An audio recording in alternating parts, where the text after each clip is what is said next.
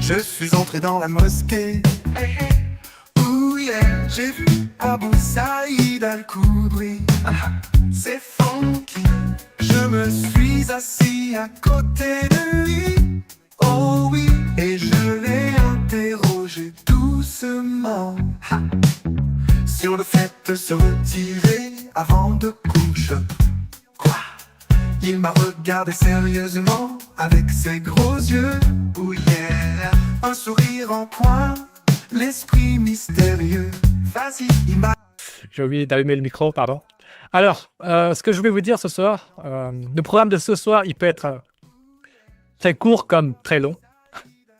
On va simplement regarder les pages de vente de formation d'Alex Hitchens, ok? Je vais vous lire les titres et je vous laisse choisir dans les commentaires. Le sujet de ce soir peut se faire en plusieurs streams, en fait. Mais on va voir si c'est marrant ou pas. Alors, la première formation s'appelle « Caser en 30 jours avec Tinder ». Attendez, je vais vérifier juste un truc au micro, une seconde. Ok, Studio Voice, c'est bon. Une seconde, je vérifie juste un truc pour voir si vous m'entendez bien. Desktop. C'est comment là? Ok, NVIDIA Podcast. Vous m'entendez bien, c'est bon? Ok. Alors, la première formation s'appelle « Caser en 30 secondes avec Tinder ». La deuxième, c'est « Comment avoir la conversation ». Ok. La troisième s'appelle « Dating Addict » avec une photo qui a l'air explicite. Une miniature qui a l'air explicite. Il faudra que je charge les pages sur notre fenêtre, que je ne stream pas avant de vous la diffuser. Sinon, le stream peut sauter pour image porno, ok? L'art de l'éloquence. Le pilier du charisme. Excusez-moi, ça a coupé. Bon, on reprend, ok? On reprend. Bon, ensuite, j'avais dit donc, Alex Hitchens a aussi des formations business, développer son audience, mes secrets, money addict, les piliers du business. On va faire dans l'ordre, ok? Et si c'est marrant, on les fera tous si c'est marrant, ok? Je découvre en même temps que vous, hein, je les connais pas. Caser en 30 jours avec Tinder. Alors, je vais vous lire ça. Je sais pas si c'est bien centré sur l'écran, c'est bon. Une seconde. Ok, c'est bien centré. Normalement, ceux qui sont dans le chat, vous voyez aussi des bulles des personnes qui sont sur l'autre chat parce que je stream en même temps sur Twitch et YouTube. Donc, normalement, ceux qui sont sur YouTube, vous voyez les bulles de ceux qui sont sur Twitch. Et ceux qui sont sur Twitch, vous voyez normalement les bulles de ceux qui sont sur YouTube. Okay. On va commencer à lire la page de vente là, de Alex Hitchens. Caser en 30 jours avec Tinder. Ok, on va lire donc. Pour mettre en appétit, Alex Hitchens a mis une capture d'écran de Tinder avec plein de meufs qui apparemment envoient des messages. Ok. Plein de femmes attendent que tu sortes le meilleur de ce qu'il y a en toi. Et Tinder est sans conteste ton allié par tout temps et par toute saison. Pour tout homme de valeur, Tinder peut te faire gagner du temps pour faire des rencontres, surtout si tu as un emploi du temps chargé.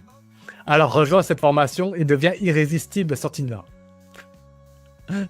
Ok. Bonsoir Azarty 4070, bonsoir Elias, bonsoir Johan Canner, j'ai dit tout à l'heure. Et d'autres dont le pseudo n'est pas affiché. Alexis Jean, ok. Caser en 30 jours avec Tinder, la formation complète pour te démarquer sur l'appli de rencontre numéro 1 dans le monde. Tinder est une mine d'or pour faire des rencontres, et c'est probablement un des moyens les plus simples de rencontrer beaucoup de femmes sans avoir à sortir de chez soi. Alors encore faut-il savoir bien l'utiliser. Ok, on continue. Et comprendre comment se démarquer parmi les nombreux hommes inscrits sur cette appli. Comme tu le sais déjà peut-être, Tinder est très concurrentiel pour les hommes. Et seul un petit pourcentage d'hommes a réellement beaucoup de succès, un peu comme dans la vraie vie. Ces hommes enchaînent des dates sans trop d'efforts, mais pourquoi? Est-ce uniquement parce qu'ils ont un physique supérieur aux autres? En réalité, le physique n'est pas tout en séduction, même sur Tinder. De nombreux hommes ont du succès auprès des femmes, alors qu'ils n'ont pas le physique d'un mannequin Versace. Évidemment. Ensuite, sur Tinder, je dirais qu'il faut être dans les top 20, top 30% à peu près. Allez, on continue, on continue. Ils enchaînent les dates et les conquêtes car ils sont avant tout des hommes de valeur. Et parce qu'ils savent se démarquer astucieusement sur Tinder. La bonne nouvelle pour toi, c'est que je fais partie de ces hommes qui réussissent sur Tinder et je souhaite t'aider à en faire partie. En fait, ce n'est pas assez compliqué quand on a compris certains fondamentaux, car les femmes ne cherchent pas la perfection, mais juste un homme qui sait ce qu'il veut dans la vie. Et ça doit se ressentir dans les photos de profil, dans ton texte de présentation et dans tes messages avant tout. Sinon, ça ne matchera jamais sur Tinder. Okay. Il y a en effet une certaine attitude à adopter sur cette appli. Il faut que tu comprennes le principe si tu veux obtenir des rendez-vous. Alors arrête de swiper dans le vide comme un homme soja et laisse-moi t'expliquer comment réussir à obtenir beaucoup de matchs sur les applis de rencontre. L'information close sur Tinder t'apportera bien plus que tu ne le penses. La séduction repose sur plusieurs principes de base et Tinder peut être un véhicule intéressant pour toi. Tu peux utiliser cette appli pour comprendre comment séduire en ligne sans avoir à dépenser des tonnes d'argent en bar ou en boîte, où tu risques de toute façon de te faire recaler. Ces principes sont ceux que je t'enseigne dans toutes mes formations. Ok. Bon alors, on va faire une petite pause déjà. Qu'est-ce qu'un bon profil Tinder? Non mais clairement, il faut avoir un certain physique, je dirais. Évidemment, il ne faut pas, comme il est dit, avoir un physique de mannequin Versace. Évidemment. Les mannequins Versace, c'est certainement le top 1, top 2%. Je dirais que si vous êtes dans le top 20%, top 30% sur Tinder, vous commencerez à avoir des matchs déjà. Franchement. Vous commencerez à avoir des matchs déjà. Surtout si vous avez un phénotype particulier. Ça vous permettra déjà de plaire à une niche. À des jolies filles de cette niche, en tout cas. Et quand je dis de phénotype, je parle surtout de... Soit si vous êtes d'une race particulière, ou soit si vous avez un trait physique qui sort vraiment de l'ordinaire. Par exemple, si vous êtes très très grand, très très musclé, y a quoi d'autre? Ouais, c'est tout, quoi. Donc, en fait, vous pouvez vous démarquer sur le physique si vous avez quelques traits qui peuvent vous permettre d'accéder à une certaine niche. C'est par exemple la race. Il y a des meufs qui sont fétiches pour des fétichismes qui sont fétichistes pour certaines races. Il y a certaines meufs qui sont fétichistes pour un certain niveau de musculature. Il y a certaines meufs qui sont fétichistes pour une certaine taille. Si vous êtes très très grand, quoi. Et voilà. Sinon, autrement, si vous n'arrivez pas à plaire à des niches, il faut plaire donc à la majorité des meufs, donc en étant, je dirais, dans le top 30, top 20% des mecs les plus beaux, quoi. Voilà. Et ça, c'est bon. Voilà. Soit vous visez la majorité des meufs, le commun des meufs, soit vous visez des niches. Mais bon, ça, de toute façon, vous ne le choisissez pas. Vous ne choisissez pas votre race. Vous ne choisissez pas d'avoir une taille qui sort de l'ordinaire. Vous ne choisissez pas non plus d'avoir une musculature qui sort de l'ordinaire. Enfin, si, un petit peu, mais... Je vais pas payer la formation, c'est la page de vente. Vous pouvez tous y accéder en allant sur alexichangeschool.com. Voilà. Et donc, voilà, quoi, c'est... Ensuite, est-ce qu'on peut transmettre beaucoup de choses en photo? Évidemment que oui, on peut transmettre beaucoup de choses en photo. Mais les choses qui ne sont pas liées à votre physique, en fait, je dirais, il faut surtout éviter d'avoir des photos trop moches, quoi. Il faut surtout éviter d'avoir des photos trop moches, quoi. Une qualité correcte aujourd'hui, n'importe quel smartphone vous permet de faire des photos de qualité correcte. Hein. Ce n'est plus comme il y a 10 ans où il fallait absolument avoir ce qu'on appelle un réflexe. Aujourd'hui, les photos de smartphone suffisent. Azerty, est-ce qu'il y a le moyen d'avoir tes anciennes vidéos sur la chaîne? Ils sont privés, mais non, ils sont pas... C'est juste que sur les anciennes vidéos, je suis très très vulgaire. Je ne sais pas si je peux les republier quelque part, mais Ça me dérangerait pas si je ne cours pas le risque d'être shadowban sur mes nouvelles chaînes à cause de YouTube, à cause de ces anciennes vidéos, quoi. C'est surtout ça, pour ça que je les ai mis en privé. Voilà. On continue la formation d'Alexis Chen, si vous voulez bien. Qu'est-ce qu'il avait dit d'autre? Il faut savoir se démarquer. Avec la photo de profil, le texte, la description. En fait, la drague, c'est quoi la drague? Si on devait revenir sur les bases. En fait, je dirais que déjà, votre personne est cotée et valorisée à un certain niveau. Votre personne a intrinsèquement une valeur, ok? Une valeur physique, une valeur socio-économique, une valeur intellectuelle, une valeur génétique, en fait. Voilà. Votre personne, c'est votre génétique, dont découle votre statut socio-économique, éventuellement. Et la drague, que ce soit en vrai ou sur Internet, c'est juste faire en sorte que les autres personnes soient au courant de cette valeur, voilà, et aient envie d'y accéder.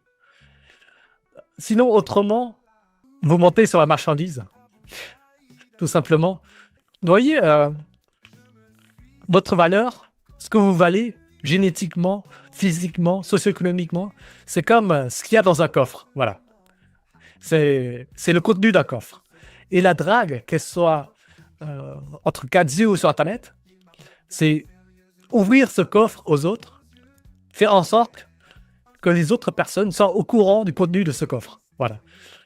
Et aient envie d'y accéder, et envie d'y goûter, quoi. Tout simplement. C'est juste ça la drague. Hein. Faut pas chercher plus loin. Si la drague, c'est quelque chose qui surcote, survend le contenu du coffre, le contenu de votre personne, je serais certainement mentir sur la marchandise, c'est-à-dire être un beau parleur, quoi. Est-ce que vous voyez ce que je veux dire? Voilà. La drague, c'est juste faire transmettre le message aux autres que le coffre existe, qu'ils peuvent y avoir accès, que le coffre a envie de la personne qui est devant le coffre, quoi. C'est tout, quoi. Vos parents, vos grands-parents, vos cousins, je ne sais pas, vos potes, quand ils draguent, ils ne font rien d'extraordinaire. Hein. Ce ne sont pas des public speakers, ce ne sont pas forcément des personnes charismatiques, ce sont juste des personnes normales, quoi. Votre personne a une certaine valeur, vous êtes valorisé à un certain niveau, vous êtes le contenu d'un coffre, et la drague, que ce soit en ligne ou en personne, entre quatre yeux, c'est faire savoir que le contenu de ce coffre existe, ça veut dire ouvrir le coffre aux autres, voilà, c'est tout, quoi. C'est juste ça la drague. Faut pas chercher plus loin. Et dites-vous que vos parents, vos grands-parents, vos cousins, vos potes, vos frères n'ont pas forcément eu à faire des efforts particuliers pour faire savoir aux autres qu'ils existent. Tout simplement. Lilith Objet a écrit « Quel conseil stratégique tu donnerais aux hommes petits avec tête éclataxe ou 5 sur 10 pour maximiser leur chance d'avoir une copine ?» Ben déjà, le mot copine, il y a à définir, parce que avoir une copine qui vaut 3 sur 10, avoir une copine qui vaut 7 sur 10, avoir une copine qui vaut 9 sur 10, c'est pas la même chose, quoi. Donc déjà, il faut savoir avec quel niveau de meuf tu es capable de te satisfaire. Voilà.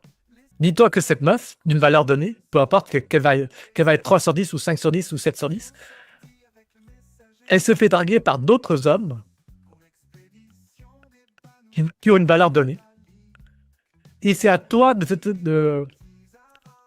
te démarquer par rapport à ces autres hommes qui veulent de la même meuf. Voilà. C'est juste ça, en fait. C'est qu'une meuf vous accepte ou non, ça dépend de ce que vous valez lorsqu'elle vous compare aux autres mecs qui veulent d'elle. Donc, il n'y a pas tellement de technique, de stratégie, en fait. C'est tu vaux quelque chose, les autres mecs qui veulent de la même meuf valent aussi quelque chose, et il faut que tu sois, je sais pas, on va dire, une meuf qui se fait draguer par 10 mecs, il faut que tu sois dans les 3 à 5 meilleurs pour qu'elle te considère, quoi.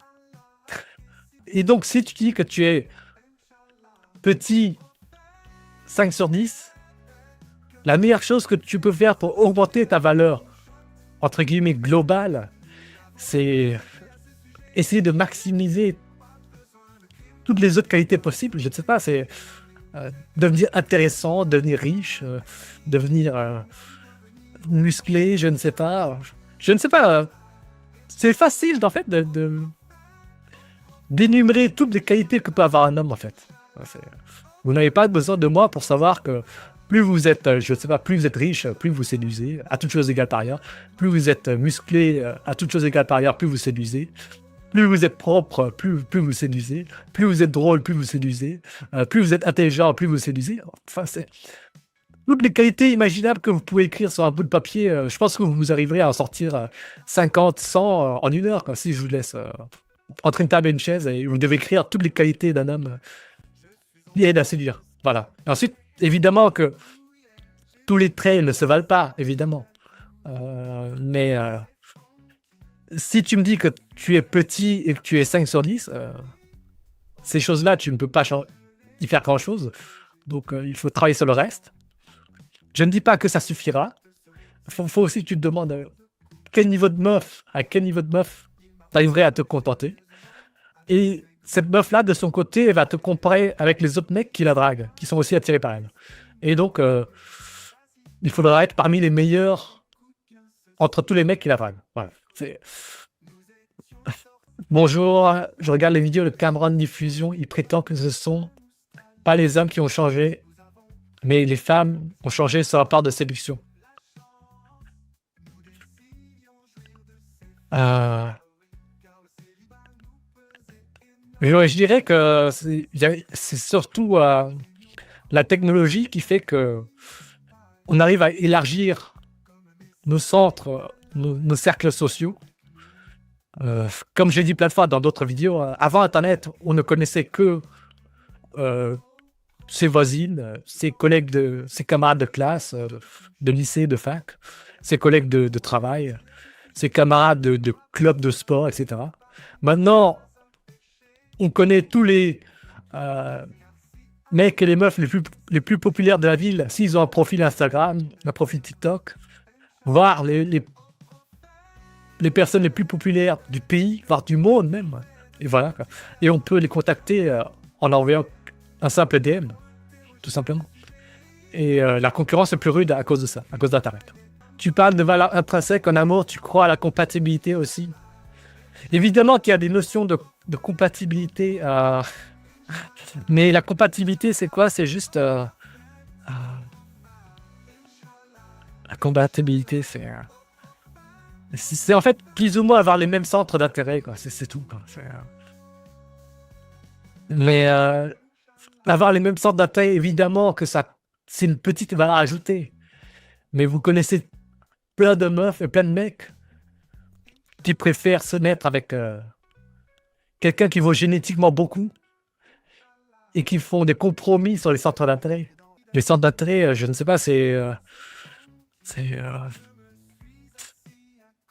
ou même les systèmes de valeurs, je ne sais pas, c'est comment votre vision de la famille, vos priorités, c'est juste ça, quoi. C'est bien s'entendre. C'est un peu comme définir les personnes du même sexe avec qui vous vous entendez. Voilà. Vous êtes des mecs. Si vous êtes un mec, il y a d'autres hommes avec qui vous vous entendez bien, avec qui vous pouvez devenir amis. Et c'est la même chose, en fait, dans la vie de couple, hein, avec une meuf. Hein, il y a des meufs avec lesquelles vous n'avez pas les mêmes centres d'intérêt, pas la même vision de la vie. Donc ça peut définir ce qu'on appelle la compatibilité, quoi. Voilà. Mais la plus ou la moins-value sur ce que vous valez, ça dépendra des meufs, quoi. Je ne sais pas. Il y a des meufs qui se mettent avec des mecs qui n'ont rien en commun avec elles, qui les tapent, parce que eux, génétiquement, ils compensent l'incompatibilité, entre guillemets, voilà, par le fait qu'ils valent beaucoup, génétiquement. C'est tout simplement ça, quoi. C'est une petite valeur ajoutée, je ne vous dirai pas si ça vaut beaucoup ou pas. Vous avez certainement des exemples de mecs et de meufs qui ne devraient pas être ensemble parce qu'ils sont, entre guillemets, malheureux, parce qu'ils se maltraitent, mais qu'ils se désirent quand même parce que l'autre vaut beaucoup. Voilà. Allez, on continue la lecture si ça vous dit. Voilà. La bonne nouvelle pour toi, c'est que je fais partie de ces hommes qui réussissent sur Tinder et je souhaite t'aider à en faire partie. En fait, ce n'est pas si compliqué quand on a compris certains fondamentaux. Car les femmes ne cherchent pas à la perfection. Ok, ça j'ai déjà lu, pardon, excusez-moi. Arrête de swapper quand un homme sauvage, j'ai déjà lu aussi. Ces principes sont ceux que je t'enseigne dans toutes mes formations. Voilà, bon, on s'était arrêté là. Il faut mettre en valeur 4 capitaux. Ton capital séduction, ton capital physique, ta notoriété, ton train de vie. Ok. Alors, tout à l'heure, j'ai essayé de définir la séduction, la drague. Comme je vous l'ai dit, c'est faire savoir aux autres que vous existez et faire savoir aux autres que vous les désirez, quoi, tout simplement, que le contenu de votre coffre-fort est accessible, que le contenu de votre coffre existe et qu'il est accessible à la personne que vous désirez. Voilà. Ton physique, le capital physique, je suis d'accord, c'est, comme je dis, c'est ce que vous valez intrinsèquement. Ta notoriété, ton train de vie. Bon, déjà, on va commencer par le train de vie.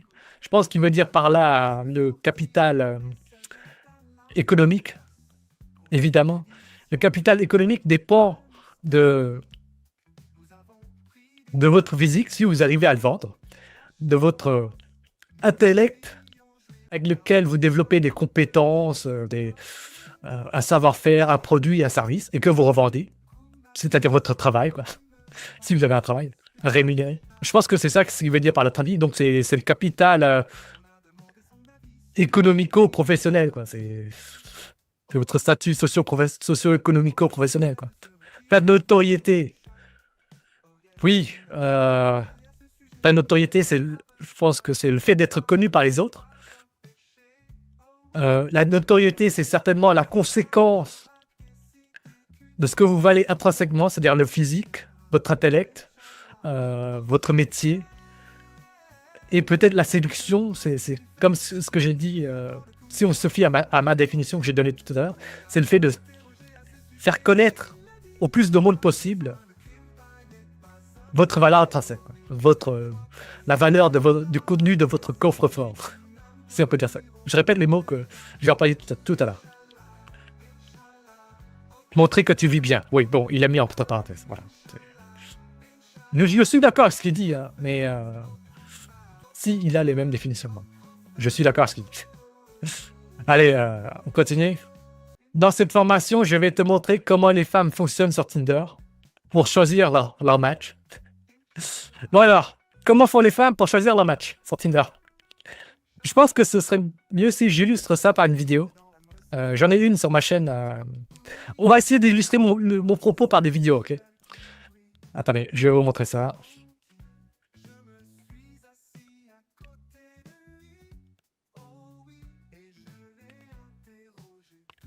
Alors, Tinder.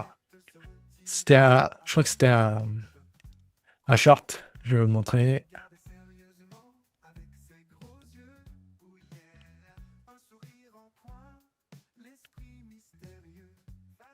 Ah, ça, elle est où? Ah, voilà.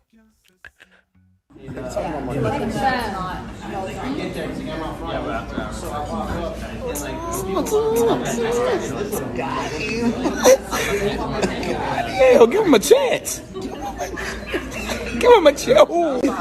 Oh, give him a chance. Give him a chance.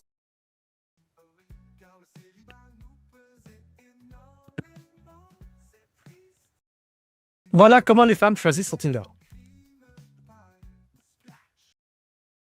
C'est réellement comme ça. Cette vidéo n'est pas du tout exagérée, hein. Si vous avez des amis qui ont des profils Tinder, demandez-leur de vous montrer comment elles choisissent. Elles choisissent exactement de la même façon. Ça ne prend pas plus de... Elles ne prennent pas plus de 3 secondes par profil. Sur 90% des profils, elles ne mettent pas plus de 3 secondes. Voilà. Et sur les 10% de profils restants, elles mettent, on va dire, 5-10 secondes pour savoir si elles matchent ou pas. Voilà. C'est vraiment comme ça que les meufs choisissent ça. Et quand on regarde les profils que passe cette meuf, qu'est-ce qu'elle a le temps de voir?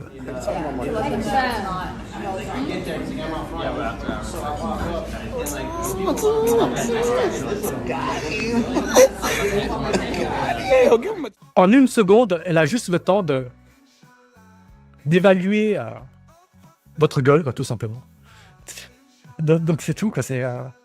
Ou à moins que vous soyez dans un jet privé ou sur une belle plage, là, elle va peut-être, au lieu de mettre 1 seconde avant de vous swiper, peut-être qu'elle va mettre 3 à 4 secondes. Donc, voilà, quoi, c'est pas plus compliqué que ça. Quoi, en fait, le meilleur moyen de savoir comment les meufs matchent, comment les meufs choisissent sur Tinder, c'est de créer un profil meuf et de regarder les profils des mecs, en fait. Voilà. Et de vous dire que elles ne choisissent que les 10% les meilleurs, à peu près. 10-20% meilleurs profils. Voilà, c'est... La lecture de la description, c'est une deuxième étape, déjà. C'est si elle s'est au moins attardée 3 secondes sur votre première photo. Et, allez, on va continuer la lecture de la page de vente, ok. Ah, est-ce que c'est ça? Non. Ok. Comment te présenter sous ton meilleur jour pour recevoir un maximum de swipe droit? Ok. Alors, la première étape, donc, la première chose que la meuf voit, c'est quoi? C'est la première photo de profil.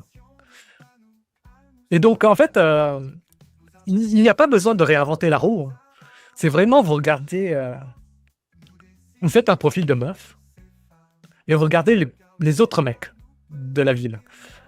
Je pense que n'importe quel mec, même s'il n'est pas initié à mes vidéos, arrivera à...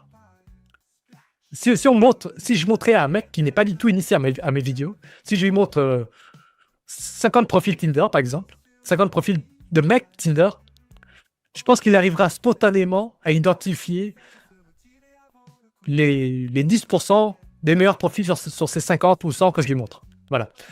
Et je pense qu'il arrivera à reconnaître que les photos ne sont pas dégueulasses déjà. Les photos ne doivent pas être dégueulasses. Et elles n'ont pas non plus à être ça n'a pas non plus à être des photos professionnelles. Hein. Ça doit juste être des photos qui montrent que génétiquement, socio-économiquement, vous valez quelque chose. Voilà. La première photo, elle doit juste montrer ça, que génétiquement, socio-économiquement, vous valez quelque chose. C'est ce qu'il y a de plus simple. Hein. Attendez, je vais illustrer par une vidéo. Je pense que c'est ce qu'il y a de plus parlant. Quoi. Par quelle vidéo déjà Ah oui, cette vidéo-là. Ah, c'est bien. Voilà, ça c'était un topic que j'ai laissé. Je sais pas si c'est bien centré. Voilà.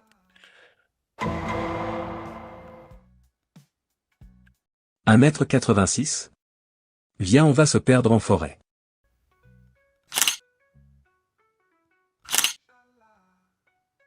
Toi, lui, un beau gosse. Bon, ça, c'est un profil d'un mec qui est exceptionnellement beau. Bon, regardez, par exemple, la première photo de profil la première photo de ce profil Tinder.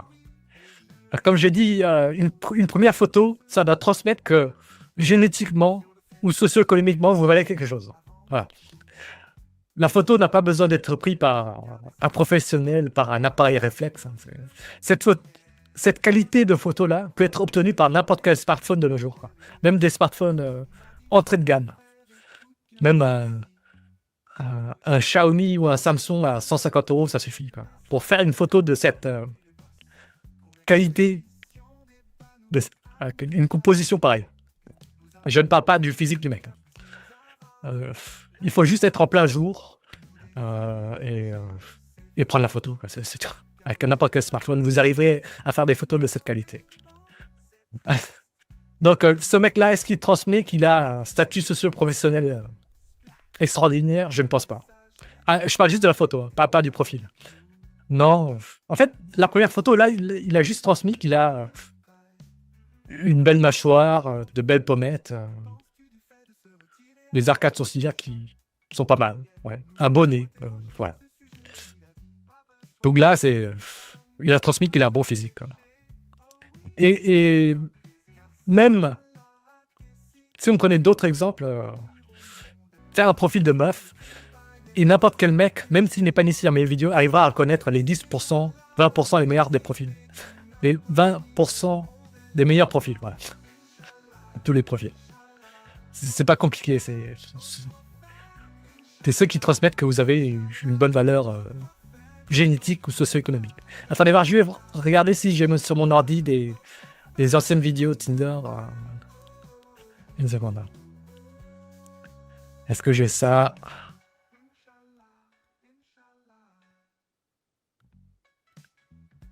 Une seconde. Regarde juste mon ordi.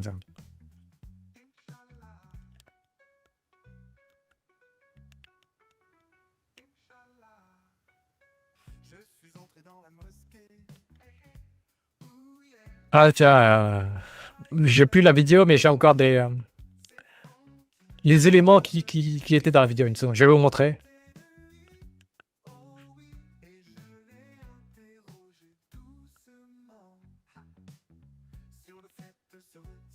Voilà, ça c'était des photos que j'avais utilisées pour une vieille vidéo Tinder. Évidemment, ce mec, c'est un top modèle. Hein. Ce mec, c'est un top modèle. Ça, c'est le genre de photos qui marche bien sur un profil Tinder. C'est... vous êtes sur une terrasse en train de... Et il fait beau, voilà. Ce n'est pas une photo prise par un professionnel, je ne pense pas. C'est une photo qui, d'un point de vue composition, qualité de l'image, peut être obtenue avec n'importe quel smartphone de toutes les gammes de nos jours. Quoi. Allez, une autre photo, une seconde. Voilà. Là, il est dans un hôtel ou, je ne sais pas, sur une terrasse d'un restaurant, sur une plage. Voilà. Quoi. Il n'est pas forcément super bien habillé, le mec. Il a une chemise, quoi, c'est tout. Mais il est beau. Voilà. Cette qualité de photo peut être obtenue aujourd'hui, en 2025, par n'importe quel Xiaomi ou n'importe quel Samsung Galaxy. Quoi.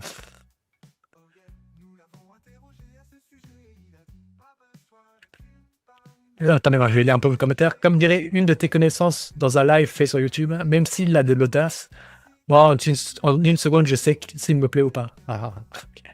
Je ne sais plus de qui tu parles, mais ok. Je suis d'accord. Une autre profil? Ouais, voilà, c'est exemple d'un type de photo qui marche sur Tinder. Voilà. C'est juste montrer que vous êtes normal, quoi. Vous êtes dans votre voiture. Mais évidemment, ce qui fait la valeur de cette photo, c'est la gueule du mec en premier plan, évidemment.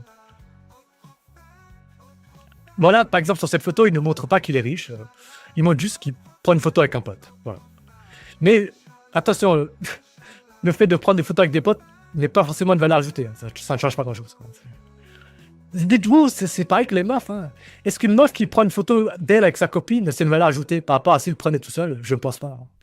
Elle s'en fout. Hein. Voilà, une autre photo qui marche. Une autre genre de photo qui marche très bien sur Tinder, c'est le mec qui fait un selfie sur sa terrasse, je suppose. Voilà, la qualité n'est en rien exceptionnelle. Il fait une photo en plein jour, voilà. Voilà le genre de photo de profil qui marche bien sur Tinder. Allez, encore une autre. Voilà. Je crois que c'était cette photo de profil que j'avais mis en première position lorsque j'avais fait la vidéo un profil fake sur Tinder. Voilà, c'est un mec qui tient une tasse. Il est sur une terrasse, certainement, et il sourit. Voilà. Évidemment, ce n'est pas le contexte, l'environnement qui fait la valeur de cette photo, mais c'est le mec, quoi. Donc, dans ce que j'ai dit tout à l'heure, est-ce que cette photo transmet une valeur génétique? Oui, certainement. Est-ce qu'elle transmet une valeur socio-économique exceptionnelle? Pas forcément. Elle transmet juste que c'est un mec normal, quoi, qui est sur une terrasse. C'est tout.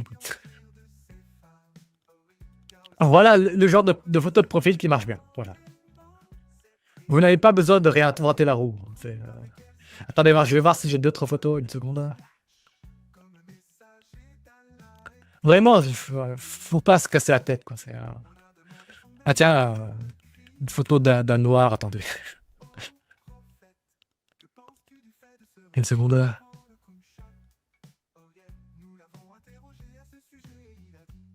Voilà. Exemple de photo Tinder qui marche très bien. C'est ça. C'est juste un mec qui est en gros plan où on voit bien sa gueule. Donc, ça permet aux meufs de voir ce que vous valez génétiquement. Voilà. Par contre, ça ne transmet aucune valeur socio-économique. Un exemple de photo qui marche bien sur Tinder, il y a aussi quoi d'autre Une seconde. Voilà. Enfin, je me trompe de fenêtre. Cette photo-là aussi, c'est une très bonne photo de Tinder, ça. Ça, c'est une très bonne photo de Tinder. Ça transmet que génétiquement, on valait quelque chose. C'est sûr que les on ne sait rien. C'est une photo normale. Il a un pull normal. L'arrière-plan, on ne sait pas ce que c'est. Il est peut-être dans sa chambre. Quoi.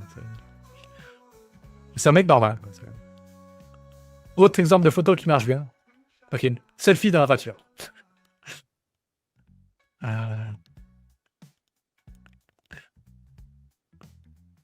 Selfie devant une porte d'entrée, je ne sais pas, d'une propriété. Pas forcément une propriété de riche, je ne sais pas. On s'en fout de l'arrière-plan, en fait. Ça ne colle pas pour grand-chose. L'exemple de photo qui marche bien aussi, c'est un mec qui tient un gadget, on ne sait pas c'est quoi. Voilà. Ce genre de photo-là suffit sur Tinder, en fait. Il n'y a pas besoin de faire appel à un photographe professionnel, ou d'avoir un réflexe, ou d'avoir des idées extraordinaires. Il n'y a pas besoin d'être à Machu Picchu. Il n'y a pas besoin de photos à Machu Picchu. Évidemment, à toute chose égale par ailleurs, c'est une petite valeur ajoutée, mais à mon humble avis, ça ne compte pas pour grand-chose. Quoi. Ça ne me compte pas pour grand-chose.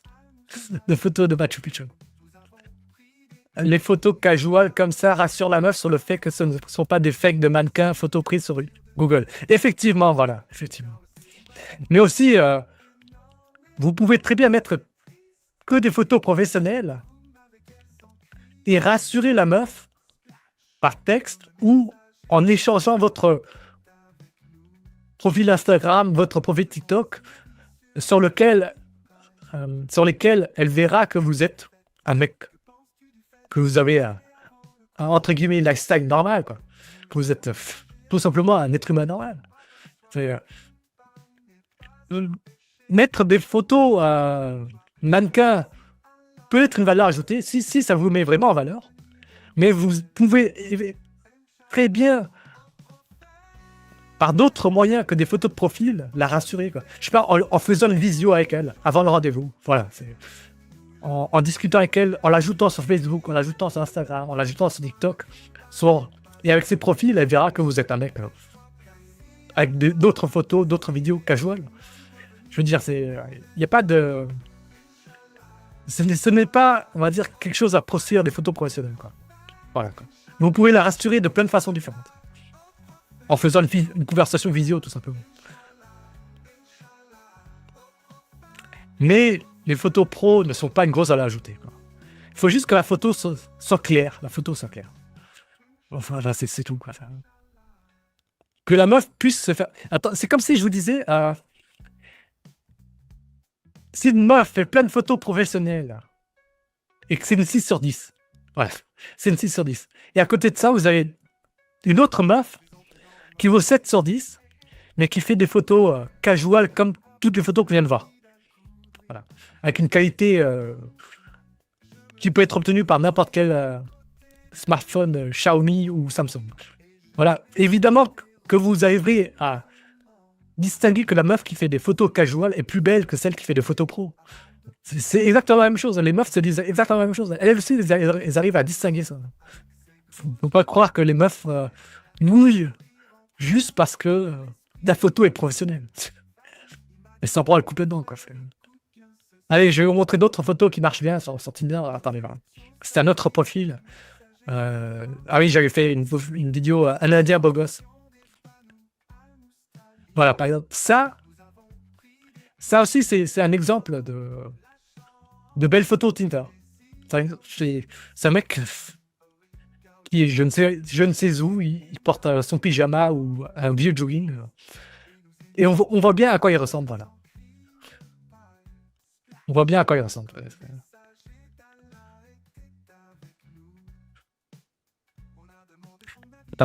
Narda Zagdor a écrit mannequin plus photo pro est très suspect pour les filles, normal.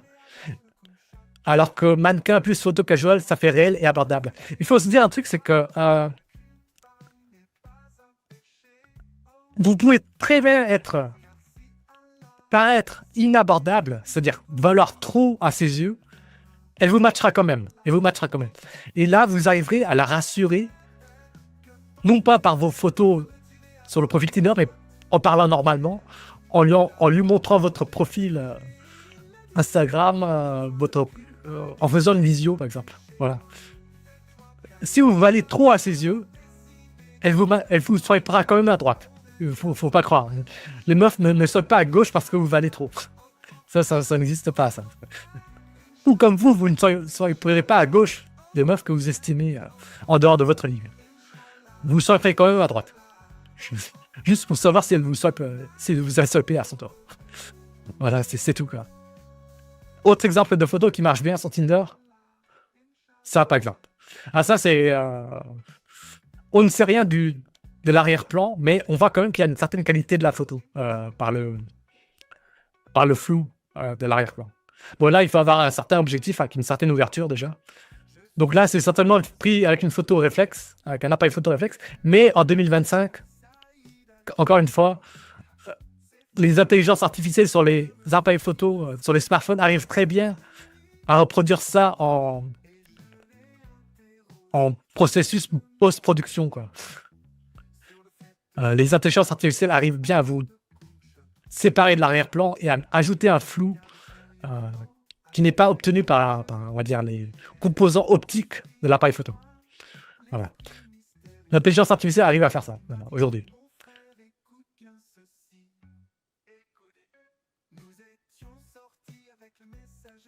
Une seconde. Je vous montre encore quelques photos de profil, ensuite je lis vos messages, une seconde. Autre exemple de photo qui marche bien, c'est ça, par exemple. En fait, c'est le point commun de toutes les photos qu'on a vues jusqu'à maintenant, c'est permettre à la meuf de bien vous évaluer ce que vous valez génétiquement ou socio-économiquement. Voilà. Bon, évidemment, pour l'instant, toutes les photos que j'ai montrées, c'est surtout des photos qui mettent en valeur le physique, mais voilà quoi.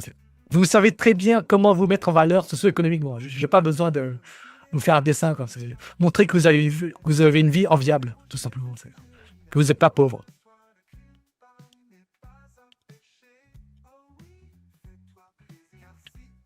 Voilà, autre exemple de belles photos. Encore une fois, aujourd'hui, on peut obtenir ça avec n'importe quel smartphone à 150 €. Quoi. Voilà, exemple de belles photos. Un selfie quelconque dans un lieu public. Où on voit bien ce que vous valez génétiquement.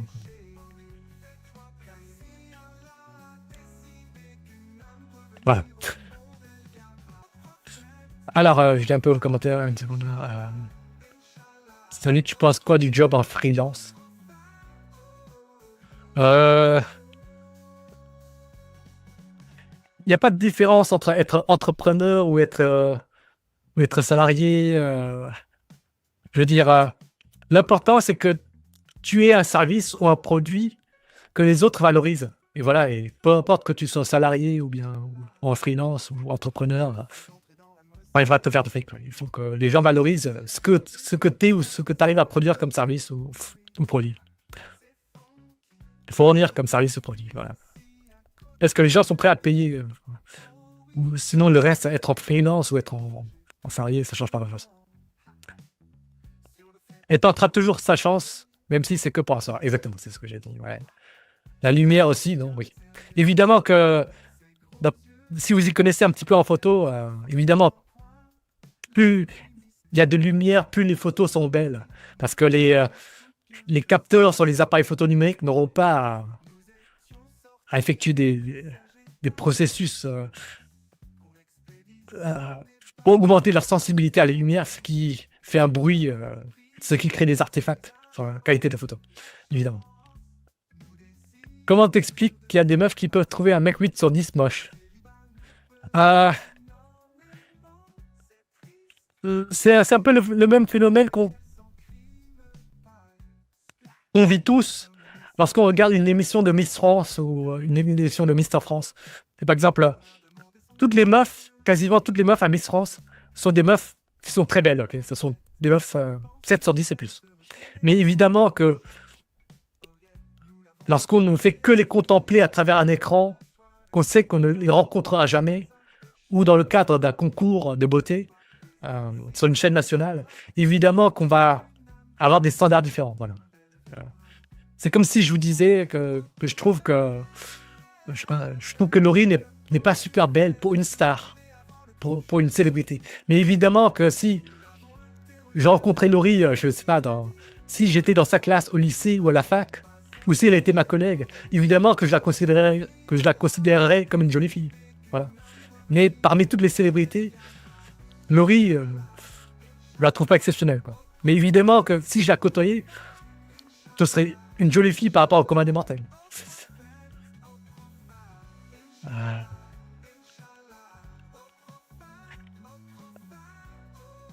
Si pour paniquer notre note Tinder et pas perdre l'œil pour rien, ok.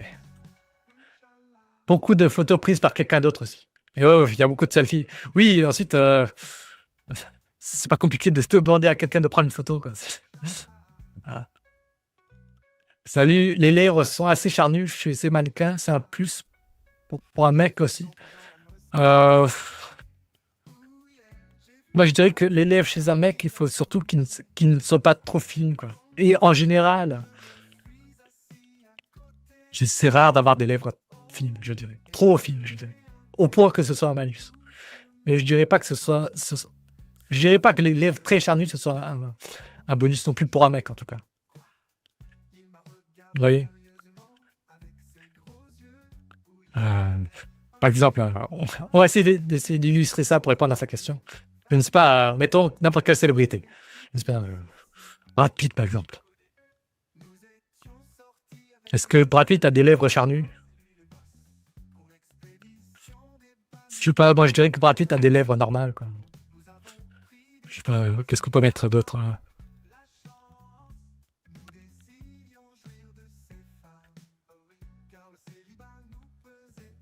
Est-ce que Tom Cruise a des lèvres charnues?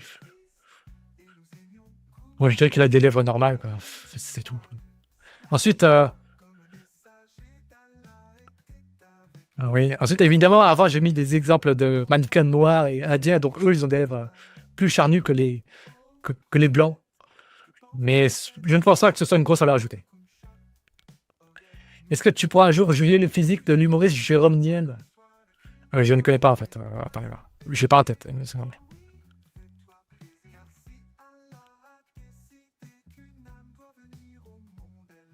Jérôme Niel.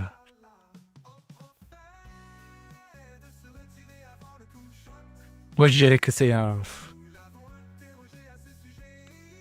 Moi, je pense qu'il a le physique dont aucune meuf n'aura honte de s'afficher avec, quoi. Il est beau gosse, hein, quand même. Il a quelques trucs beaux. Il a aussi quelques défauts, comme la calvitie, le front, mais en dehors de ça, c'est un beau gosse, hein. Si vous cachez les tiers supérieurs, c'est un beau gosse. Si vous cachez juste la hauteur du front, c'est un beau gosse, quoi. Voilà. Allez, ok. On va continuer la lecture si vous voulez bien. Je lirai les commentaires tout à l'heure. Je retiens. Allez, attendez, on va en était où? Comment te présenter sur ton meilleur jour pour recevoir un maximum de swipe droit?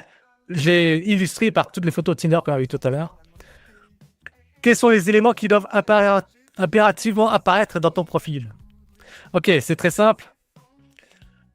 Les éléments qui doivent absolument apparaître sur votre profil, c'est tous les éléments qui sont vrais et qui vous mettent en valeur. Voilà, c'est pas plus compliqué que ça. Qui mettent en valeur votre valeur génétique et socio-économique. C'est très simple, si vous êtes grand, mettez que vous êtes grand. Si vous faites des études qui sont prestigieuses, mettez que vous faites des études prestigieuses. Si vous faites un métier qui socio-économiquement est valorisé, mettez-le. Voilà, c'est tout, quoi.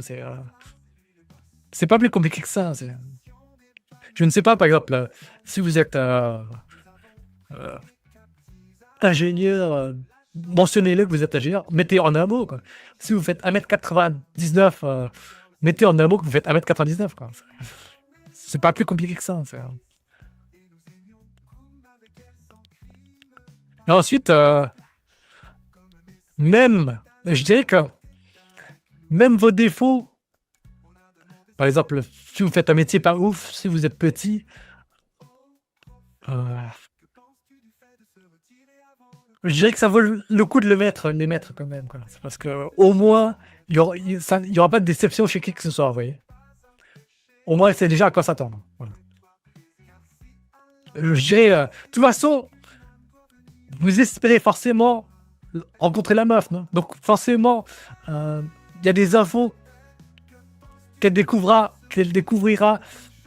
à un moment ou à un autre lors de la rencontre. Donc autant être transparent là-dessus dès le début, quoi.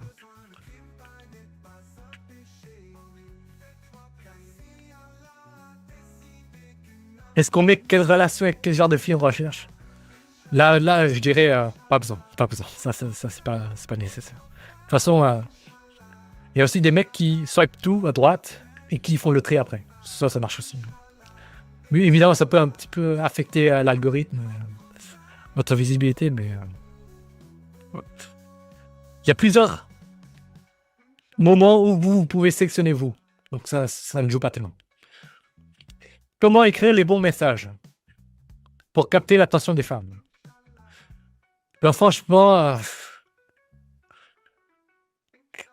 comment capter l'attention des messages? Déjà, le premier message, j'en conviens que ça vaut le coup d'être un peu original sur le premier message. Et après le premier message, il faut juste être normal, quoi. Voilà, c'est tout ce que je dirais. Le premier message, vous pouvez faire de l'humour. Il n'y a pas de règle, quoi. Il faut juste être. Et juste sur le premier message, il faut être où ça vaut le coup d'être un peu original. Ensuite, il n'y a rien. Il faut juste être pas chelou. Il faut juste être pas chelou. Il faut être normal.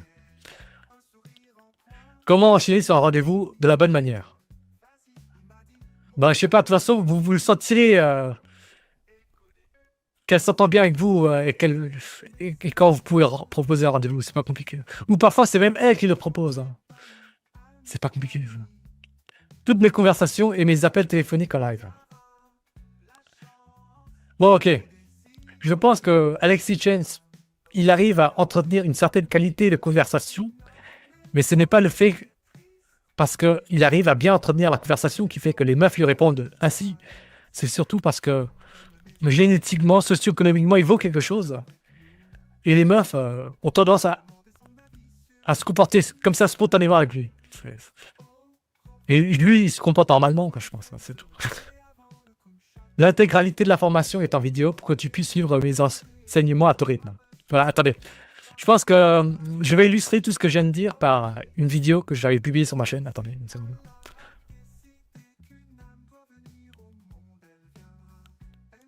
C'est cette vidéo. Attendez, voir. Je vais vous la mettre. Elle dure combien de temps? Elle dure 2 minutes. C'est celle-là. Déroulement d'un rendez-vous Tinder. Le rendez-vous est pris. Du coup, je dis d'accord. Il aura lieu dans 1 heure. Elle me dit, tu as l'air content. Comme d'habitude, Swanny déploie tous ses charmes pour séduire sa nouvelle prétendante.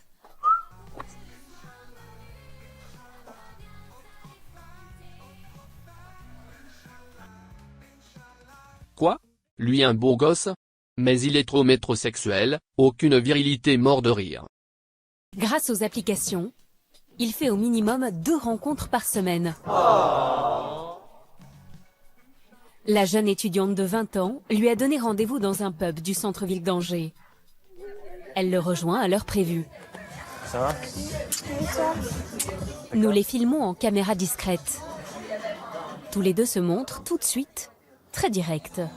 Qu'est-ce qui t'a plu quand tu m'as regardé mon profil un petit peu? Déjà, physiquement, t'es mon style de garçon. Après, j'aime bien les hommes tatoués. J'aime bien les hommes tatoués, d'accord, ok. Donc c'est un bon point. Bande d'enculés. Les hommes barbus aussi, ça compte. Les hommes barbus, c'est très très bien. T'as des très belles mains, comme tu peux le constater, tu vois. J'aime bien les caresser en plus. Oui, je vois ça. Pas trop vite. Pourquoi pas trop vite? Non, faut prendre son temps. Ah, moi je prends mon temps. Hein. Je suis quelqu'un qui prend mon temps, mais modérément, tu vois. Faut pas non plus. Il y a le temps et il y a le temps, tu vois. J'ai compris ça ou pas? Mais la jeune femme ne résiste pas longtemps aux avances de Swanny. Je suis en train de regarder tout à l'heure tes lèvres et tout, et franchement, j'ai très envie de poser mes lèvres sur les tiennes, tu vois. Est-ce que tu pourrais me donner un peu de douceur. Tu vois ce que je veux dire? Non, j'en ai très envie, franchement. Tu me plais énormément. Alors, normalement, je ne veux pas aussi vite, tu vois. Normalement, est-ce que ça veut dire que tu ferais une exception? Oui, ouais. C'est vrai. Ça veut dire que je peux m'approcher tout doucement, mais sûrement. Si tu n'enlèves pas mon rouge à lèvres, bien sûr. Alors je vais t'embrasser.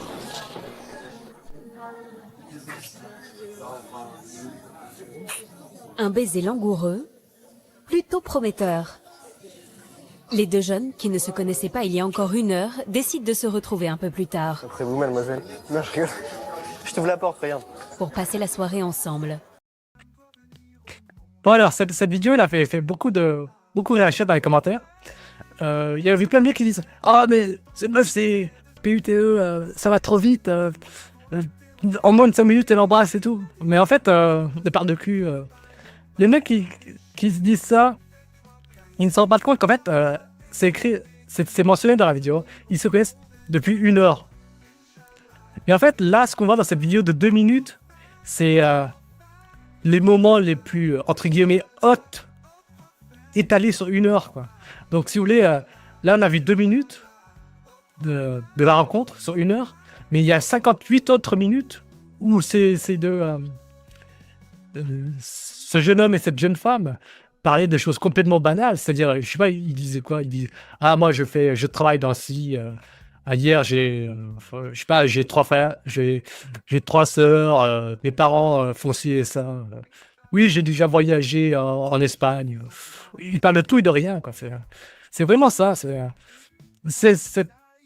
Moi, je trouve que le mec et la meuf dans cette vidéo, ils ne vont pas forcément vite. C'est juste que tout est concentré sur 2 minutes de vidéo, tout simplement.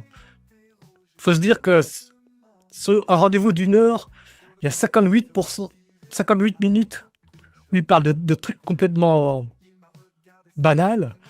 Oui, t'as fait quoi hier? Oui, tu travailles dans ça. Oui, comment se passent tes journées? Oui, t'as des frères et sœurs. Oui, j'aide ma mère à faire ses courses, ou des conneries comme ça. Vous voyez, c'est complètement banal, quoi. En fait, dites-vous que pendant 58 minutes, ce mec, il parlait à la meuf comme s'il parlait à un mec, ou à une cousine qu'il n'a pas vue depuis des années. En fait, comme j'ai déjà dit dans un autre stream, la drague, c'est 90% du temps, c'est vous parler à la meuf ou à la personne du sexe opposé comme vous parleriez à un pote du même sexe, quoi. C'est vraiment ça. C'est 90%, vous vous comportez exactement comme si vous vous comportez avec quelqu'un du même sexe. Et 5% de contact physique. Voilà, qui deviennent de plus en plus... qui visent des zones de plus en plus érogènes. Voilà, c'est juste ça. La drague, c'est 90%, vous comportez comme si vous comporteriez avec quelqu'un du même sexe. Et 5-10% de contact physique de plus en plus sur des zones de plus en plus érogènes. Voilà. Je sais pas, est-ce que vous êtes d'accord avec ce que je viens de dire?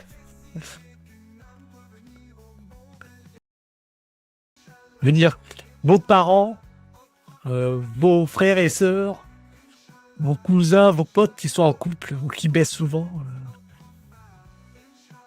c'est pareil, 90% de leur dialogue avec le sexe, avec les meufs qui draguent ou les mecs qui draguent, c'est des trucs banals, quoi. Oui, qu'est-ce que tu fais dans la vie? Oui, hier j'ai mangé une pomme.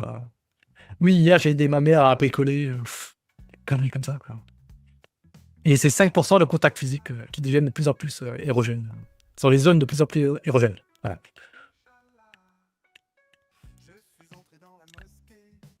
Alexis Jones fait 2 mètres, je pense que ça aide. Ah, il fait 2 mètres. Ah, il me semble que j'avais lu quelque part qu'il est basketteur. Oui. Il était ancien basketteur. Oui. Oui, évidemment.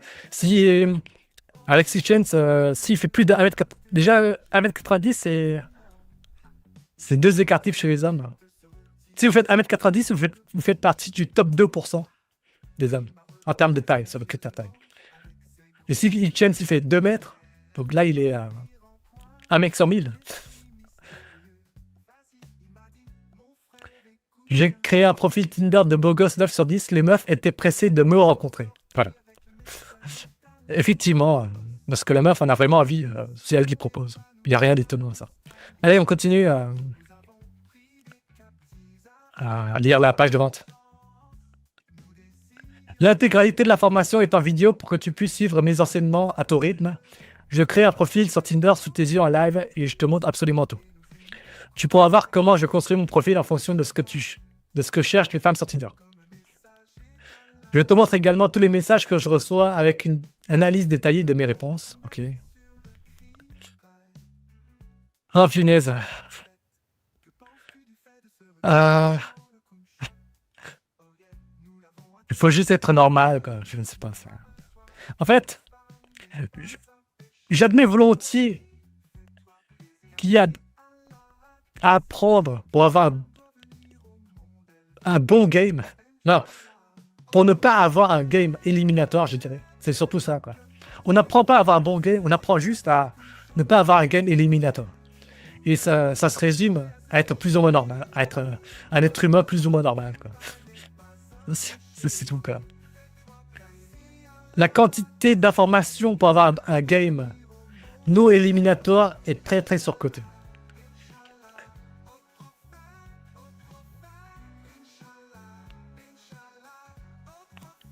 Quels sont les écarts types de taille chez les hommes?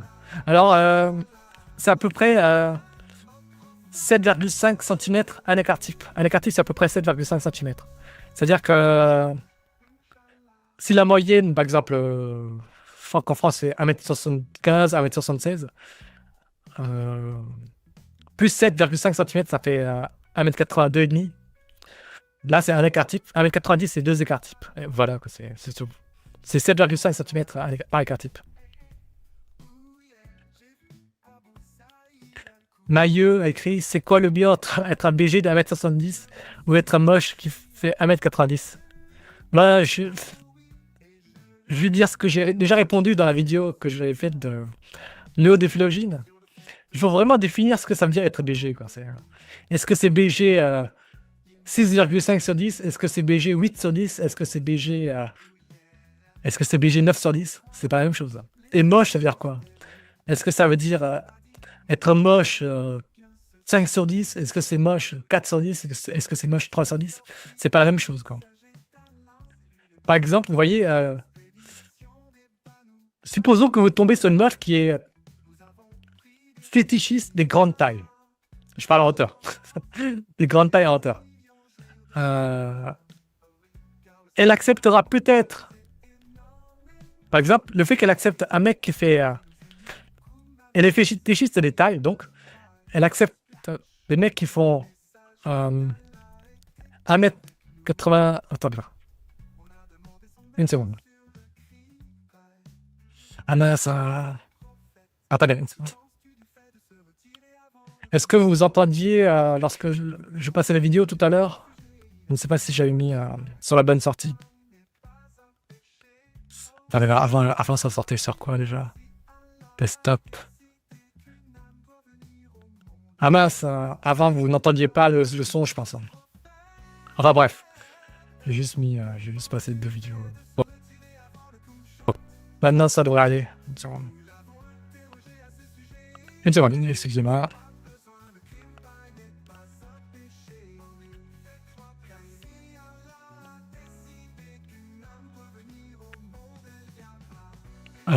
Ok, c'est bon. Donc, qu'est-ce que je disais? Je disais donc, supposons il y a une meuf qui est fétichiste des grandes tailles, des mecs grands, voilà. Le fait qu'elle accepte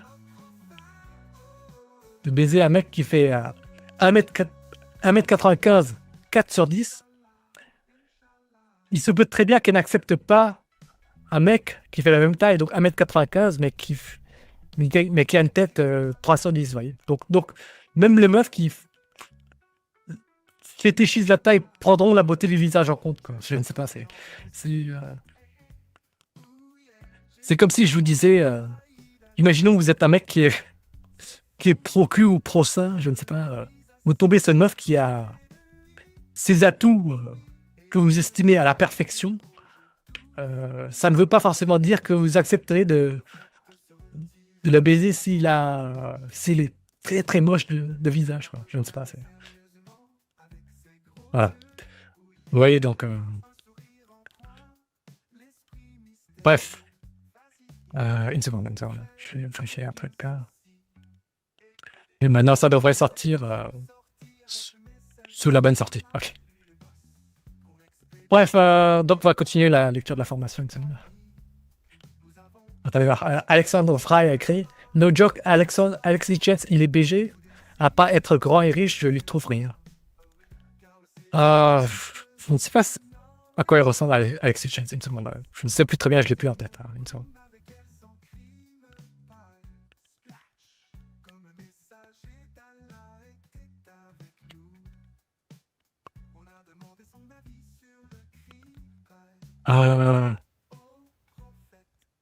Alors,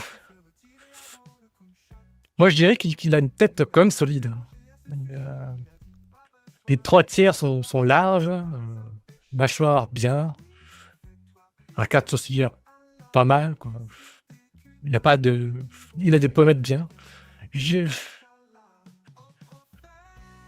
Il est pas mal, franchement, il est pas mal, Alex Chen. Je pense qu'il plaît à une niche de meufs qui vraiment les blacks, quoi, tout simplement. Les blacks, les grands. Je pense pas qu'il soit à plaindre. Il a aucune raison de. Si on prend juste le visage en compte, il est pas à plaindre. Voilà. C'est ça ce que je dirais dans Alexis Jones. Allez, on continue. Une seconde. Alors, attendez.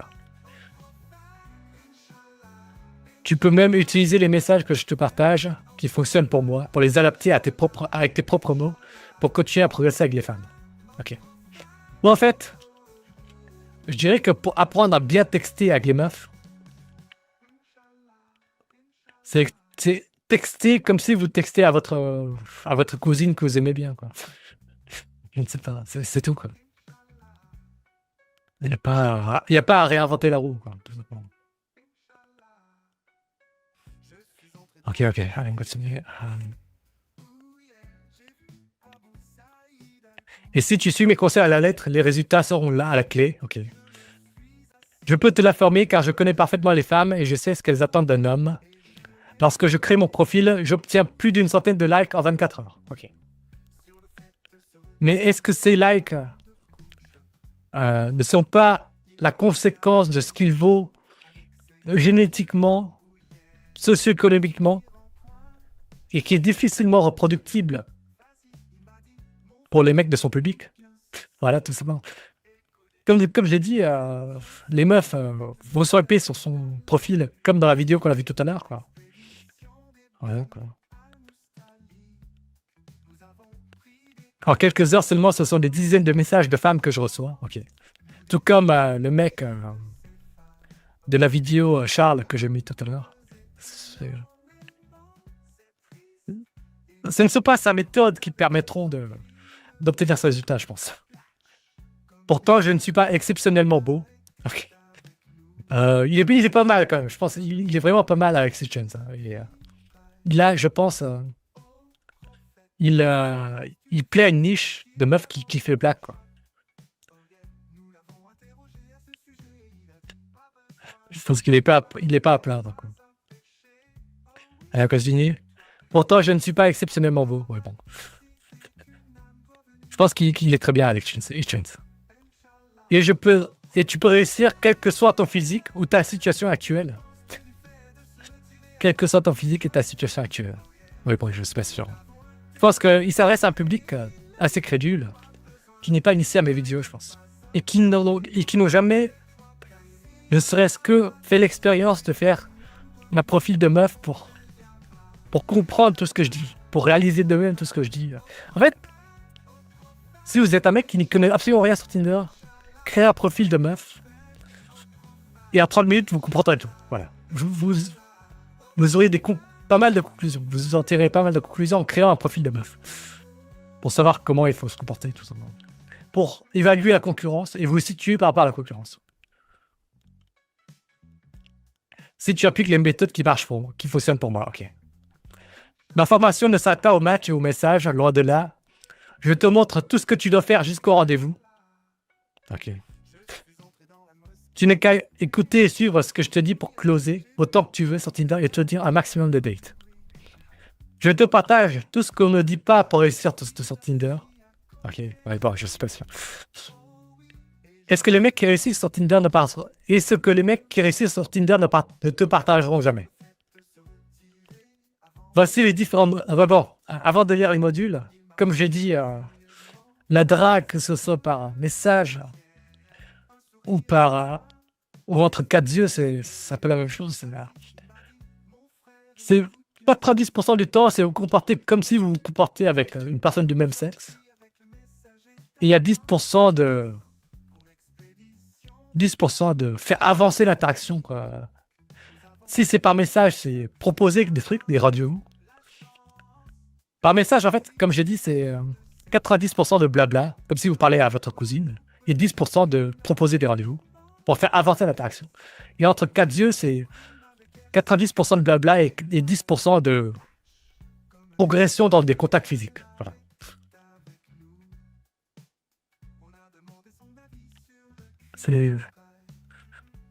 C'est juste ça. Module 1, comment construire ton profil et choisir les photos pour augmenter tes matchs. Module... Bon. Je pense que je vous ai montré les photos qui marchent tout à l'heure. Et non pas être exceptionnelles, quoi. Et donc juste montrer que vous avez une valeur génétique et socio-économique. Comment remplir ton profil correctement pour créer une cohérence avec les goûts des utilisatrices. Comme j'ai dit, c'est juste... Le profil doit faire la même chose que les photos, quoi. Montrer que vous valez quelque chose génétiquement et socio-économiquement. Voilà. Et peut-être raconter une petite blague à la con, je ne sais pas. Ça ne doit pas rien transmettre. Tout le reste, c'est superflu. La description doit juste servir à ça, en fait. Transmettre une valeur génétique et socio-économique. L'attitude à adopter sur Tinder et comment répondre aux messages de manière séduisante. Putain. Ah, 90% du temps, c'est répondre comme si vous parlez à votre cousine. Je me répète. C'est dire les matchs par téléphone en live et organiser un rendez-vous. Oh putain. C'est être normal, quoi. Normalement, la séduction est déjà faite, avec tout ce que j'ai dit tout à l'heure. Tinder te permet de gagner un maximum de temps pour faire des rencontres. Plein de femmes attendent que tu sortes le meilleur de toi-même, de ce qu'il y a en toi. Et Tinder est sans conteste ton allié par tout temps et par toute saison. Voilà, il se répète. Cette application te permet d'éviter de te retrouver seul pendant le confinement et les pandémies. Et pour un homme de valeur, Tinder te fait gagner du temps pour faire des rencontres, surtout si tu as un emploi du temps très chargé. Rejoins cette formation et deviens irrésistible sur Tinder. Un moyen fun et efficace pour faire des rencontres avec des femmes que tu ne croiseras jamais en une journée. En résumé, cette formation est pour toi si tu veux obtenir plus de matchs sur Tinder, mais tu ne sais pas quoi faire. Bon, ok. J'ai montré tout à l'heure, c'est quoi un profil qui match. Tu veux avoir plus d'options dans la vie sociale et pouvoir sortir avec les femmes qui te plaisent le plus. Ok. Tu montres que le physique n'est pas tout pour obtenir plus de matchs sur Tinder. Oh, putain. Pardon, je suis un peu fatigué, je lis un peu n'importe quoi. Je répète, je vais relire, ok. Tu veux obtenir plus de matchs sur Tinder, mais tu ne sais pas quoi faire. Ok. Tu veux avoir plus d'options dans ta vie sociale et pouvoir sortir avec les femmes qui te plaisent le plus. Ok. Tu comprends que le physique n'est pas tout pour obtenir plus de matchs sur Tinder. Là, je ne suis pas trop d'accord, quand même. Je dirais qu'il ne faut pas être un mannequin, mais il faut quand même être dans le top tier, je dirais, au moins. Ou avoir un certain phénotype qui permet de viser des niches. Tu aimerais faire plus de rencontres, mais tu n'as pas le temps de sortir. C'est vrai, ouais. Tu cherches un moyen simple de rencontrer les femmes sans te casser la tête. Tu es quelqu'un de très occupé et tu penses que Tinder est idéal pour obtenir des rendez-vous sans bousculer ton quotidien. Ok. Tu es prêt à suivre mes conseils et à les appliquer. En revanche, je ne te recommande pas de suivre cette formation si tu n'utilises pas Tinder, car tu penses que seul le physique compte pour obtenir des matchs. Oui. Tu es un homme soja qui adore complimenter les femmes à longueur de journée. Là, ouais, bon. Moi, je dirais que complimenter les femmes, ce n'est pas quelque chose qui réduit de beaucoup vos chances de la séduire, hein. Je pense que, par exemple, si vous êtes Christian Grey ou un mini Christian Grey à l'échelle d'une ville ou de votre entreprise, je peux vous dire que les femmes adorent les compliments de ces mecs-là. Voilà.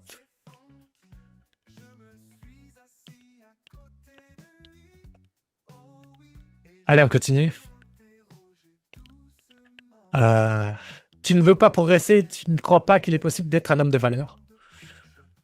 Tu ne veux pas faire d'efforts pour réussir à séduire plus de femmes. Ok. En fait, ça, ce sont des questions, c'est de la rhétorique quoi, pour motiver les gens. Voilà. Bref, ça fait combien de temps qu'on est là? Ça fait 1h19. Ça fait 1h19.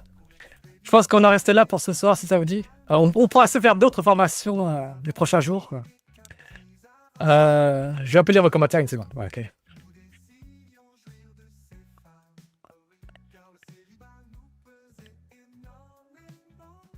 Une seconde.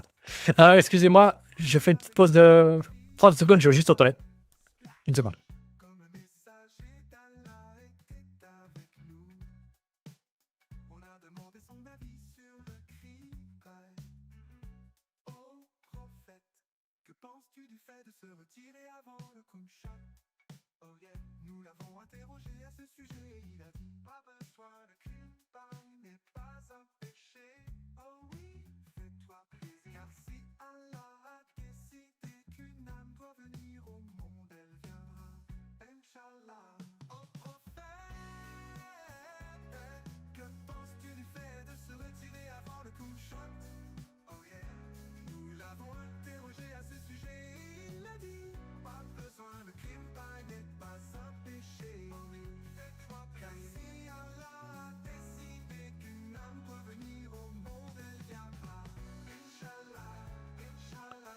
Ok, on va reprendre. Donc, je lisais vos commentaires, une seconde.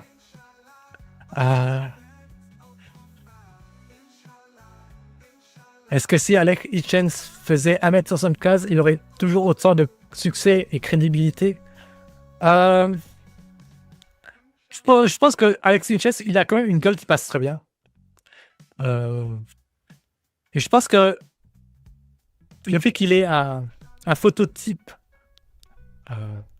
minoritaire fait qu'il peut polariser chez les meufs qui aiment bien cette niche, voilà, qui aiment bien ce phototype. Et puis je dirais que oui, c'est un peu, il est pas les Alex Hitchens, hein. Globalement, c'est vous prenez 10, si on parle que de visage, vous prenez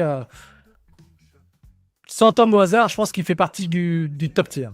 Il clairement fait partie du top tier. Rien que la gueule, juste la gueule. Il n'est pas à plaindre avec Hitchens. Et donc, même s'il faisait 1m75, il plairait à sa niche.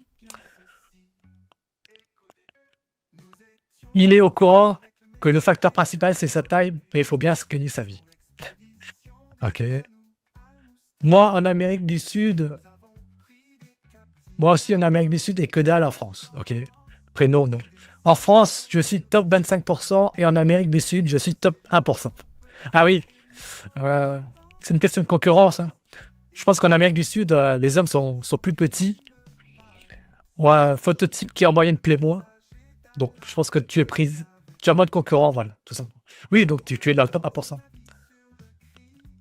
Grave a écrit, on a tous tenté l'effet Tinder, c'est brisant pour les débutants cependant. Sueur. Okay. Ça sert à quoi d'obtenir 10 matchs sans conclure une seule fois? Eh ben, ça permet d'avoir un choix déjà. Disons que, en fait, sur Tinder, la qualité des matchs et la quantité des matchs vont toujours ensemble. Voilà. C'est exceptionnel, sauf si vous visez une niche, d'arriver à avoir peu de matchs, mais que des belles matchs. De belles meufs, ok? C'est très très rare d'avoir peu de matchs, mais d'avoir que des belles meufs. Souvent, les belles meufs, viennent forcément avec des meufs moins valorisées. Voilà.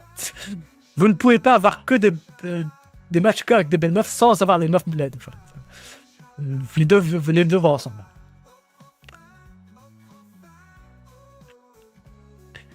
Maillot a écrit les compliments d'un 2 sur 10 égale harcèlement, compliments de Brad Pitt égale elles adorent. Effectivement.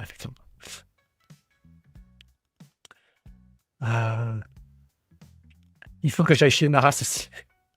Ok. Les ventes d'Alexis Friends après cette vidéo, moins 30% de chiffre d'affaires. Ouais, bon, je pense pas que j'ai une influence. C'est énorme que ça. Je pense pas que je vais jouer sur son chiffre d'affaires. Beau gosse sans écrit. Ce serait bien un live sur les phototypes et les niches. Ah oui, peut-être un jour.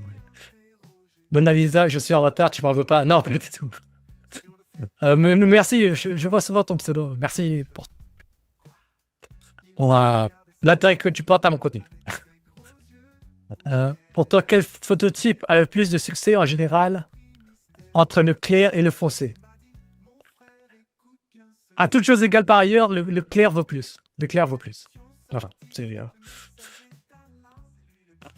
en moyenne, ça vaut plus, tout simplement. Les phototypes clairs, les phototypes neige vaut plus que les phototypes nuit, sable ou riz. Voilà. À toutes choses égales par ailleurs. Et de toute façon, en fait, si vous voulez, les phototypes aussi sont souvent...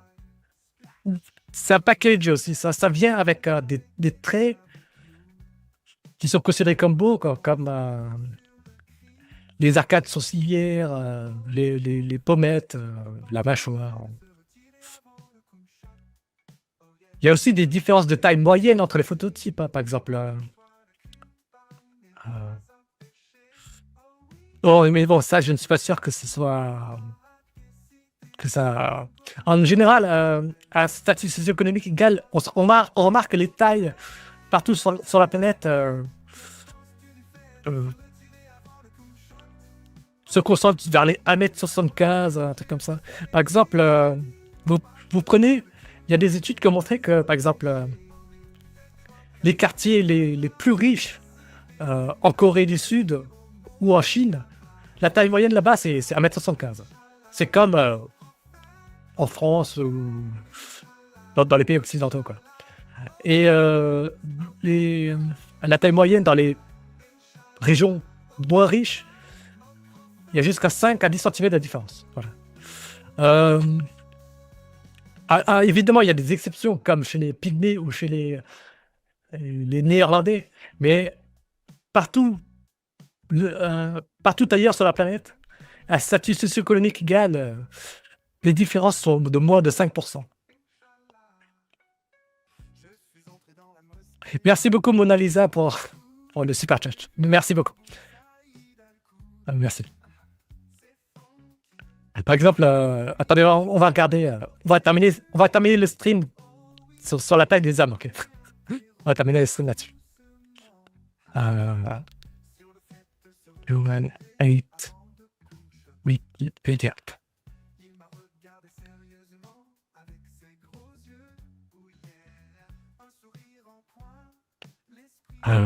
Merci.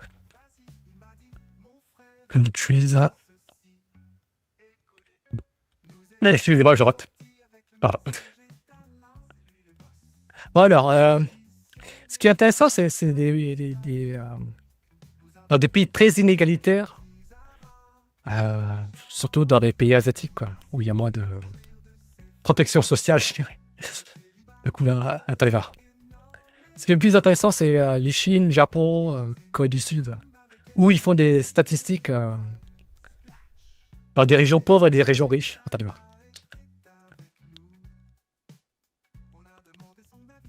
Par exemple, là, j'ai China, average 8 male, 1m69 sur une ligne. Et sur la ligne suivante, c'est 1m73. 12,5, 1m73. Ok. Je ne sais pas. La Chine, il y a 30 ans, était plus pauvres que certains pays d'Afrique. Hein. Il faut vous rappeler ça. Donc ce n'est que sur la dernière génération où les gens commencent à bien manger, je dirais.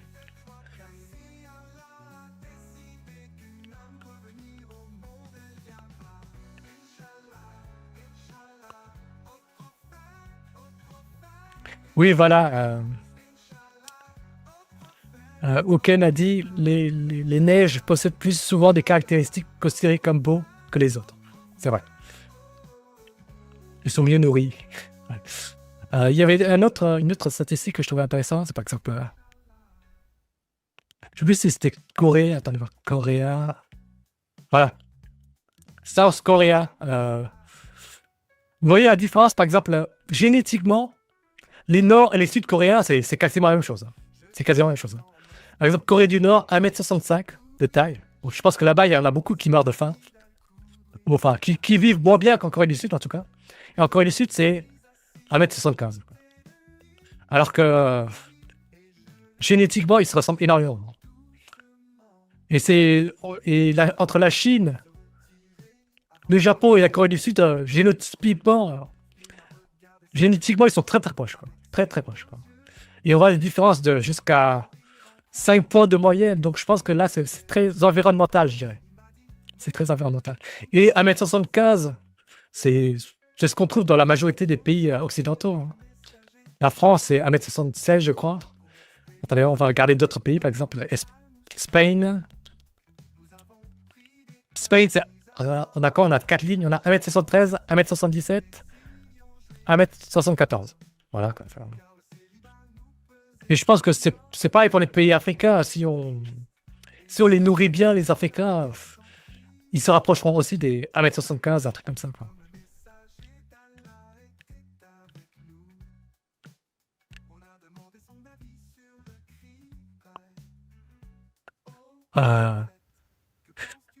Je pense que la taille, c'est plus la taille, c'est plus une question de sélection sexuelle que de sélection naturelle. Voilà. C'est un truc qui est considéré comme beau sur tous les continents. Et je ne vois pas de raison de penser que, par exemple, sur un continent donné, la taille coûte moins que sur un autre continent. Quoi. Donc je pense que dans l'histoire de l'humanité, la taille a été sélectionnée partout, certainement autant, quasiment. Et je pense que si on donne la même nutrition, les mêmes conditions de vie, partout dans le monde, les tailles moyennes seraient très très proches. Pas identiques, mais très très proches. Je pense. Ce n'est que mon intuition. Je n'ai pas de preuves. Hein. Je n'ai pas de preuves là-dessus. Ce que je dis, c'est que mon intuition à moi. Ensuite, évidemment qu'il y a des exceptions comme les Néerlandais ou les Pygmées. Mais en fait, il y en a qui raisonnent de la mauvaise façon. Les Pygmées sont en moyenne très petits. Okay? Ils font moins d'1m60. Mais dites-vous que chez les Pygmées, ce sont très certainement les plus grands parmi les Pygmées qui baissent le plus. Vous voyez? Donc, c'est juste que la nutrition chez les Pygmées ne permet pas à certains qui ont de bonnes génétiques d'atteindre la taille que leur permettrait leur génétique. Enfin, voilà.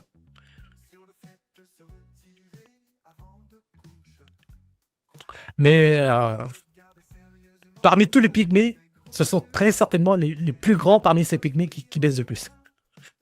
Voilà. Et c'est les conditions de vie qui font que les Pygmées n'arrivent pas à atteindre leur potentiel génétique. Ou qui fait que les femmes sont peut-être moins regardantes, je ne sais pas. Ce ne sont que, tout ce que je dis, ce sont c'est de l'intuition. C'est de l'intuition. Comptes-tu traiter cette thématique un jour? Oh oui, ça ne me dérangerait pas, mais je ne sais pas trop ce que je peux dire là-dessus.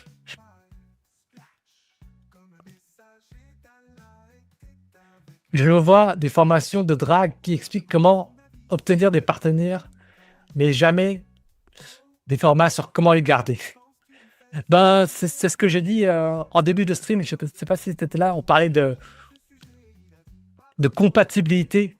Et là, ce qui fait que une relation court terme devient long terme, ce sont des points communs, des centres d'intérêt communs, une même vision de la vie, des choses comme ça. C'est surtout ça. Après le désir, c'est... Après le désir pur qui est lié à la génétique, au statut socio-professionnel, il y a le système de valeurs, les valeurs morales, les centres d'intérêt. Voilà. C'est ça ce qui...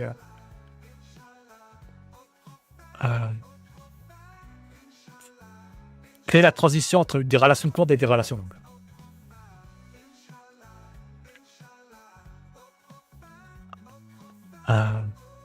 Les pygmées, je crois qu'on ne sait pas trop pourquoi ils sont petits.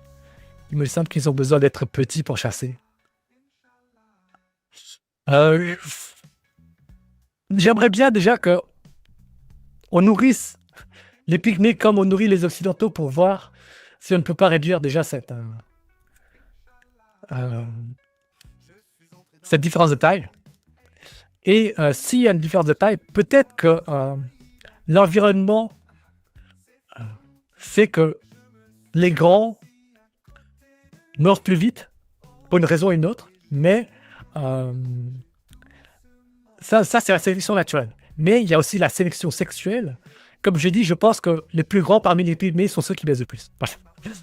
Mais peut-être qu'ils meurent à cause de la sélection naturelle, mais malgré le fait qu'ils soient choisis pour s'en reproduire. Et le fait que ils n'ont pas la nutrition qui leur permet d'atteindre la taille potentielle que leur permettrait leur génétique. Voilà. Bon, ça fait 1h30 qu'on est là. Je pense qu'on n'a pas le temps de... Ça prendrait trop de temps de faire une autre formation. Si vous voulez, on fera une autre formation de Alexis Chance dans un prochain stream. Pas le prochain pour qu'on puisse alterner un petit peu. Mais je pense qu'on fera d'autres formations de lui, ok? Comme ce qu'on a fait avec la formation qu'on vient de faire. Alors, on va se finir. Bon, merci beaucoup pour votre présence et votre attention pendant ces 1h30. Merci à Boss GD. Merci à Kaoni. Merci à Lino. Merci à Mona Lisa. Et tout. Comme pour les autres vidéos, je vais mettre en privé. J'aime bien d'abord visionner pour voir si je n'ai pas dit des trucs compromettants, confidentiels. Et je publie tous les streams au plus tard une semaine après les avoir fait, ok? En différé. Voilà. Et je fais un petit peu de montage pour que ce soit un petit peu agréable. Mais sinon, aussi, vous êtes membre de la chaîne, vous pourrez y accéder en avance. Mais c'est facultatif. C'est plus si vous aimez mon contenu, vous pouvez me soutenir en devenant membre de la chaîne et vous aurez accès à la vidéo tout de suite après. Voilà. Mais tous les autres, si vous ne payez pas, vous y aurez accès, mais aussi avec un petit délai. C'est tout. Allez, à plus, bonne soirée. On va terminer par une chanson si vous voulez bien. On va mettre Hadith en chanson, ok? Une seconde. Je vais pas mettre le même Hadith qu'en début de stream. Je vais un petit peu changer, une seconde. Quel Hadith je vais mettre? Une seconde. Allez, on va mettre celle-là.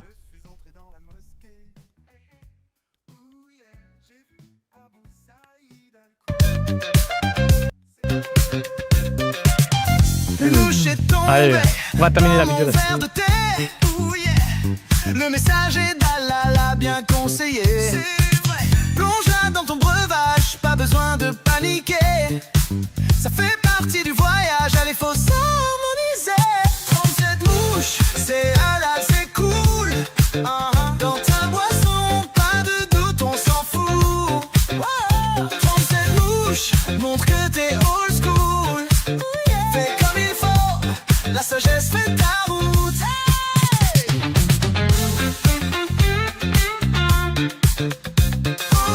D'après Abu Huraira, il est tellement sympa. Le messager d'Allah nous l'a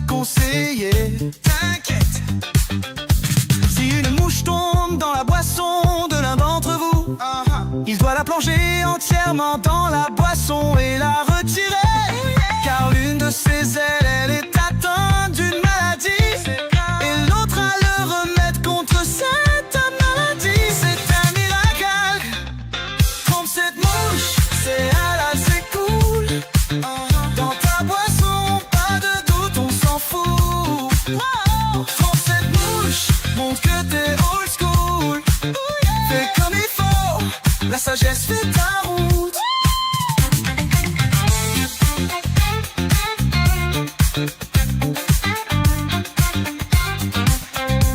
C'est un pirate. Yeah. Dans ta boisson, pas de doute, on s'en fout.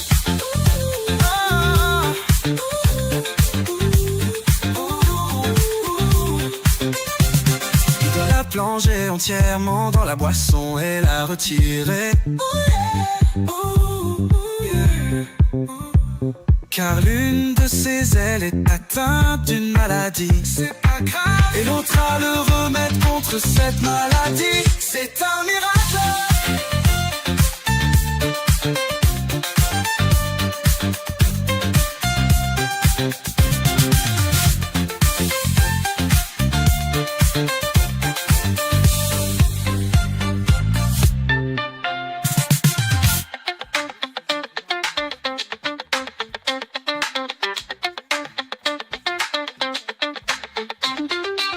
Alerte au Google. Qu'est-ce que c'est que ce bordel?